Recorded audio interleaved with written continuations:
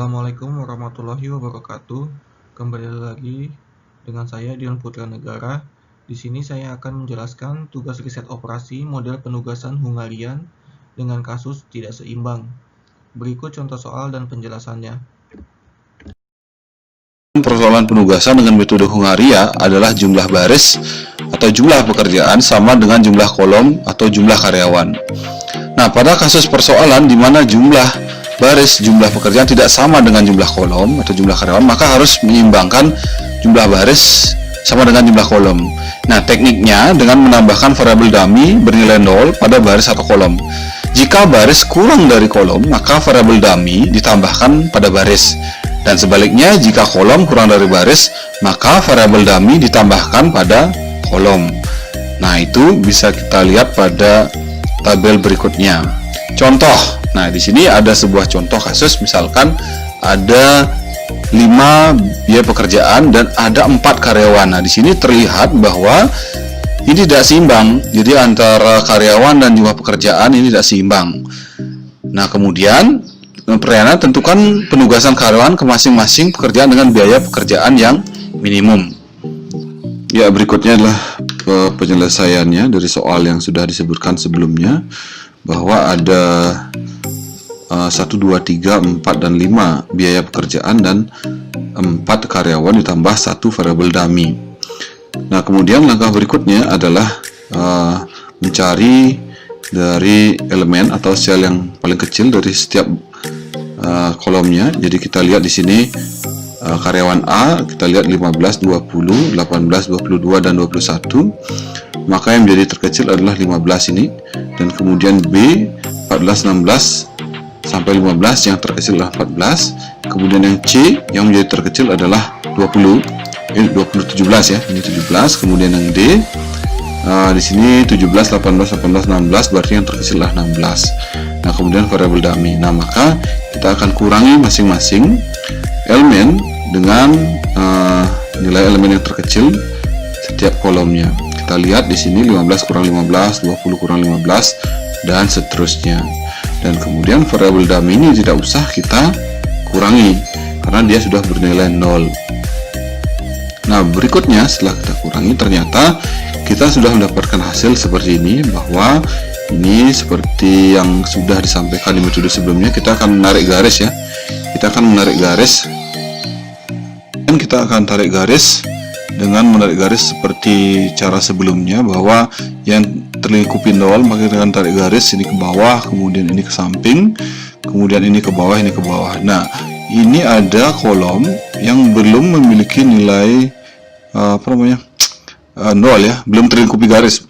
Jadi ini kita akan kurangi dengan nilai sel yang terkecil, yaitu kita lihat di sini adalah 2. Nah, maka dari itu berikutnya adalah kita kurangi 5 kurang 2, 3 kurang 2, 2 kurang 2. Jadi semua kita kurangi dengan nilai 2 dari elemen yang paling kecil. Dan kemudian setelah itu nilai 0 tersebut di sini, dan ingat sebelumnya bahwa yang terlingkupi 2 garis, jadi yang terlingkupi 2 garis ya, antara ini. Nah, setelah kita dapatkan hasil bahwa kolom atau elemen yang sudah terlingkupi garis adalah elemen yang sudah ada nilai 0-nya. Dan kemudian elemen yang tidak terlingkupi garis, maka kita akan kurangi dengan elemen yang terkecil, yaitu angka 2. Kemudian elemen yang terlingkupi 2 garis, jadi ini kita tambahkan ya, tambahkan elemen yang terkecil, jadi kebalikannya dari yang tidak terlingkupi garis. Nah, maka dari itu hasilnya akan jadi seperti ini, bahwa terlihat ini semua sudah memiliki nilai 0. Dan setelah itu kita akan lihat penugasannya. Nah, penugasannya di sini bahwa karyawan A akan memberikan biaya pekerjaan ke 1, B ke 2, C ke 5, kemudian D ke 4, kemudian variabel dummy-nya yaitu ke 3. Seperti itu. Nah, jadi di sini kita lihat ada berapa kemungkinan. Jadi bisa saja B-nya di 1, tetapi karena A hanya memiliki 1 nol, jadi dia wajib kita prioritaskan bahwa A hanya memiliki kesempatan pada pekerjaan 1. Kemudian B jadi otomatis kedua, C karena dia punya 1 nilai nol maka dia otomatis kelima, dan D dia memiliki banyak nilai nol tetapi 1 dan 2 sudah digunakan, dan 3 ini, nah, 3 di sini ya. 3 bisa kita gunakan di sini, dan variabel dummy-nya tidak mungkin karena dia ini 2 sudah digunakan. Jadi sama-sama jalan bahwa D di 4, kemudian variabel dummy-nya di 3. Nah, seperti itu prosesnya. Kemudian hasilnya adalah kita kembali lagi ke soal awal bahwa A1 biayanya 15, B 16, C kemudian 17, D keempat adalah 16, kemudian dummy 3 adalah nol. Jadi itu yang bisa kita gunakan sehingga jumlahnya adalah 64 gitu. Nah, berikutnya adalah metode penugasan kasus maksimisasi. Nah, dalam metode penugasan kasus maksimisasi, metode Hungaria untuk menyelesaikan penugasan kasus minimisasi dapat juga diterapkan pada kasus maksimisasi. Nah, aplikasi kasus maksimisasi itu tingkat keuntungan atau produktivitas kerja yang diperoleh perusahaan akibat penugasan karyawan. Nah, jadi pada saat kasus sebenarnya di penugasan sebenarnya kita akan mencari nilai atau nilai biaya terendah gitu ya, tetapi juga bisa dilakukan kasus maksimisasi. Jadi untuk tingkat keuntungan atau produktivitas kerja yang diperoleh perusahaan akibat penugasan karyawan. Nah, kasus maksimisasi juga ada dua, yaitu yang biasa dan yang tak seimbang. Nah, berikutnya untuk kasus maksimisasi seperti biasa, bahwa keuntungan perusahaan di sini yang kalau di kasus minimisasi adalah mencari nilai terkecil. Nah, kalau pada kasus maksimisasi adalah mencari kolom sel yang terbesar. Jadi kita lihat bahwa di kasus ini 10, 12, 10, 8, dan 15, bahwa kita lihat 15 lah angka terbesar. Nah, kemudian kalau di minimisasi setiap sel ini kita kurangi yang terkecil. Nah, ini terbalik. Jadi angka terbesar dikurangi setiap sel yang ada. Jadi contohnya seperti ini, 15 kurang 10, 15 kurang 12. Jadi nilai terbesar ini dikurangi isi dari sel masing-masing. Berikutnya di B juga demikian. Kebetulan di B yang menjadi terbesar adalah 15, yang C adalah 12, maka kemungkinan di C adalah 12 kurang 9, 12 kurang 8, 12 kurang 7, 12 kurang 8, dan 12 kurang 12. D yang paling terbesar adalah 16, kemudian E adalah 17. Nah, proses hampir sama dengan kasus minimisasi, hanya terbalik saat proses pengurangan.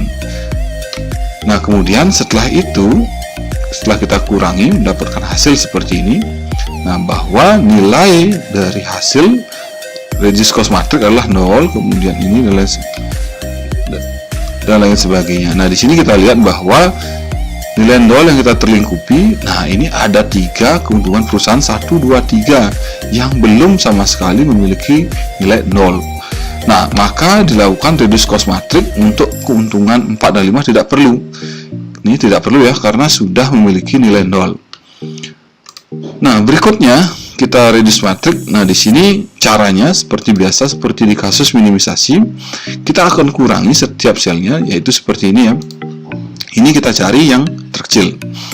Yang terkecil yang mana? Bahwa ini 1 ya, 1, kemudian kedua adalah yang terkecil juga 1, yang ketiga yang terkecil adalah 3.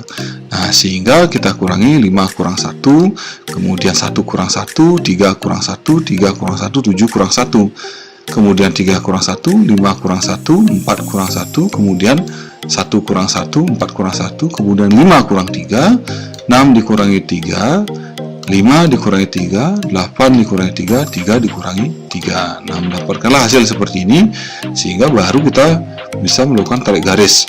Nah, menarik garis seperti ini. Nah, dalam penarikan garis, kita lihat bahwa kolom atau sel yang terlingkupi garis, kemudian ada sel yang tidak terlingkupi garis. Nah, seperti ini. Dan sel yang terlingkupi garis ini, kemudian sel yang tidak terlingkupi garis. Nah, sel yang tidak terlingkupi garis kita cari yang mana yang paling kecil di antara 4, 2, 2, 7, 2, 3, 2, 4. Yang terkecil adalah 2. Nah, sehingga 2 ini menjadi pengurang dan terlingkupi 2 garis adalah angka 2 dan angka 5, dan di bawahnya, nah itu kita tambahkan 2, sehingga 4 kurang 2, 2, ini 0, 0, kemudian ini dikurangi 2. Nah, kemudian mendapatkanlah hasil seperti ini, ya. Jadi itu hasilnya. Jadi kita lihat yang terlingkupi 2 garis ditambahkan, yang tidak terlingkupi garis kita kurangi dengan sel yang terkecil. Nah, sehingga kita dapatkan dari hasil tersebut bahwa karyawan A kita lihat hanya 1, berarti prioritas pasti. A, keuntungan perusahaan yang kelima. B, ada 2, yaitu 1 dan 4. Kita bebas memilih yang mana saja, apakah ke 1 atau ke 4, nanti hasilnya juga akan sama gitu. Kemudian yang ke C adalah ada di 1, ada di 3, ada di 5. 5 sudah tidak mungkin, bisa kemungkinan di 3 dan 1, kita pilih 1 misalkan. Kemudian D ada kemungkinan di 2 dan 4, tapi kita pilih 2. Kemudian di E kita pilih di 3. Di sini hanya ada 1 prioritas, ya. Nah, kalian bisa mencoba alternatif yang lain, misalkan B ini gimana kalau saya pilih yang 1, boleh saja. Nanti kemungkinan hasilnya juga akan sama pada saat menjumlahkan, ya. Total keuntungannya ini akan sama 68, bisa jadi sebagai solusi alternatif. Nah, tetapi hasilnya kemungkinan akan sama seperti itu.